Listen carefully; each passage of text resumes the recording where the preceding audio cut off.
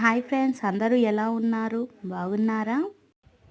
ఈరోజు రెసిపీ వచ్చేసి చిక్కుడుగాయ వేపుడు ఎలా చేసుకోవాలో చూద్దాం. ముందుగా చిక్కుడుగాయని కట్ చేసుకొని శుభ్రంగా కడుక్కొని అందులో కొద్దిగా వాటర్ వేసి మనం 50-60% ఉడికించుకోవాలి.